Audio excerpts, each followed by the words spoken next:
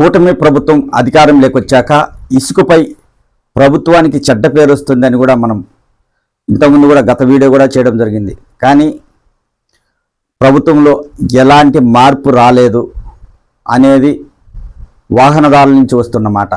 ఇప్పటికీ అన్నమయ్య జిల్లా రాజంపేటలో ఇసుక కోసం రాత్రి పగలు తేడా లేకుండా వాహనదారులు పడిగాపులు కాస్తున్నారు. ఇసుక టోకన్ల కోసం చాలా అంటే ఇసుక దొరకక కార్మికులకు కూడా పనులు లేక ఇబ్బందులు పడుతున్నారు. ఖచ్చితంగా ప్రభుత్వం ఇసుక విషయంలో మంచి నిర్ణయం తీసుకోకపోతే చాలా చెడ్డ పేరు మూటగట్టుకుంటుంది. ఇసుక అనేది ఇప్పుడు ప్రధానమైపోయింది. ఇసుక వలన 10 మంది 10 రకాలుగా బతుకుతున్నారు. వాహనదారులు కావచ్చు, కూలీలు కావచ్చు, మేస్త్రీలు కావచ్చు, ఎవరైనా గృహాలు కట్టుకోవాలంటే వాళ్ళు కట్టుకునేదానికి ఇలా పలు రకాలుగా ఇసుక వల్ల ఉపయోగాలు ఉన్నాయి. ఇప్పుడు దానివల్ల 10 మంది బతుకుతున్నారు. కానీ ఇసుక విషయంలో ఎందుకు ప్రభుత్వం తప్పటడుగులు వేస్తుంది అనేది అర్థంగా చాలామందికి. ఇప్పుడు కూడా కొత్తగా ప్రభుత్వం విడుదల చేసింది మామూలుగా ఇసుక విషయంలోనే. అది ఎలా అనేది ఎవరికి తెలియలా. ఎలా ఏం కథ, ఉచిత ఇసుక అంటే ఏమిటి అనేది ఇప్పటికి ఎవరికి అర్థం కాల. కనీసం ఉచిత ఇసుక తర్వాత విషయం, ప్రస్తుతం ఇసుక సులభతరంగా దొరికేది ఎలా, ఇది ఫస్ట్ వాహనదారులు ఆలోచిస్తున్నారు.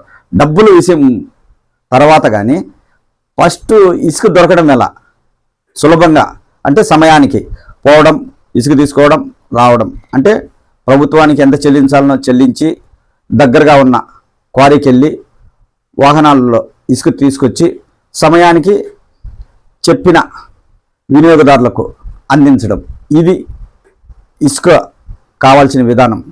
అంతేగాని రకరకాల అంటే పలు రకాలుగా ఆ సచివాలయం దగ్గరికి వెళ్ళి ఆడొక టోకెన్ తీసుకొని అక్కడి నుంచి ఇసుక క్వారీకి వెళ్ళి వాళ్ళకి ఒక టోకెన్ ఇచ్చి అక్కడి నుంచి వచ్చి ఇక్కడికి ఒక టోకెను, ఇదంతా దీంతో వాహనదారులు విసుగు చెందుతున్నారు. విసుగు చెందడంలో ప్రభుత్వంపై విమర్శలు కూడా చేస్తున్నారు. గత వైసీపీ ప్రభుత్వం చేసిన పొరపాటే మళ్ళీ కూటమి ప్రభుత్వం కూడా చేస్తుంది.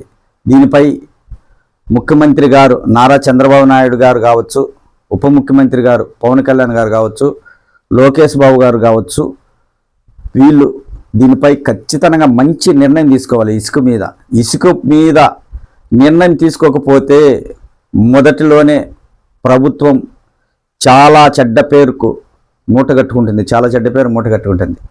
ఇసుక దొరకడం లేదు, చాలా కష్టపడుతున్నారు. ఇసుక విషయంలో దొరకకపోవడం వల్ల కార్మికులకు సరైన పనులు కూడా భవన కార్మికులకు పనులు కూడా దొరకడం లేదు. దొరక్క చాలామంది రోడ్ల మీద ఉండాల్సిన పరిస్థితి. అదే ఇసుక దొరికితే వాళ్ళకి పనులు దొరుకుతాయి, అన్నీ దొరుకుతాయి. ఇసుక ఎందుకు సులభం చేయలేకపోతున్నారు, ఎందుకు సమయానికి దొరకలేకపోతుంది అనే విషయాన్ని ప్రభుత్వం కానీ అధికారులు కానీ జిల్లా అధికారులు కానీ దీనిపై చర్చించి దాన్ని నిర్ణయం తీసుకుందామనే ఆలోచన అనేది పక్కదారిన. అధికారుల లోపమో ప్రభుత్వ ప్రతినిధుల లోపమో కానీ ఇసుక మాత్రం సమయానికి దొరకక వాహనదారులు కావచ్చు, వినియోగదారులు కావచ్చు, భవన కార్మికులు కావచ్చు, వీళ్ళందరూ తప్పకుండా ఇబ్బందులు పడుతున్నారు. ఈ విషయంలో ప్రభుత్వం ఖచ్చితంగా ఆలోచించాలి. ఆలోచించకపోతే చెడ్డ పేరు తప్పదు, వ్యతిరేకత తప్పదు. ప్రభుత్వం ఇసుక మీద ఇప్పుడు మనం 2-3 వీడియోలు చేస్తున్నాము, ఇది 3వ వీడియో అనుకుంటా.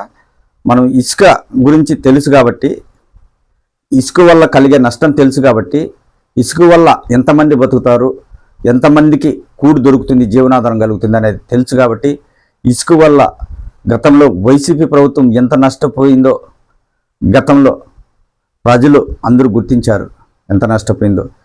అలాగా కూడా కూటమి ప్రభుత్వం నష్టపోకుండా, వ్యతిరేకత తెచ్చుకోకుండా ఇసుకపై ఖచ్చితంగా మంచి విధానం తీసుకురావాలి. అధికారులతో చర్చించాలి.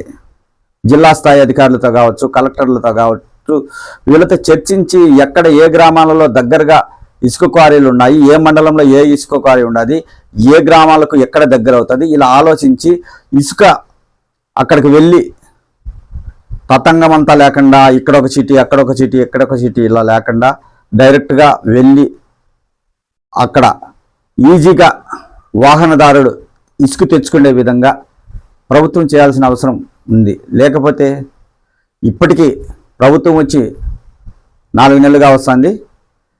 ప్రస్తుతం అయితే ఇసుక మీద ఇంతవరకు మంచి నిర్ణయం అనేది ప్రభుత్వం తీసుకోలేకపోతుంది. సాఫీగా ఇసుక దొరికే విధంగా చేయలేకపోతుంది ఇప్పటికీ. దీనిపై వాహనదారుల్లో తీవ్ర అసంతృప్తి ఉంది. చాలా విమర్శలు కూడా వస్తున్నాయి ప్రభుత్వం మీద. ఒక్కసారి కూటమి ప్రభుత్వం ఆలోచించి ఇసుక విధానంపై మంచి నిర్ణయం తీసుకోవాలని, వినియోగదారులందరికీ సమయానికి ఇసుక అందించాలని ప్రజల తరపున కూటమి ప్రభుత్వాన్ని కోరుకుందాం.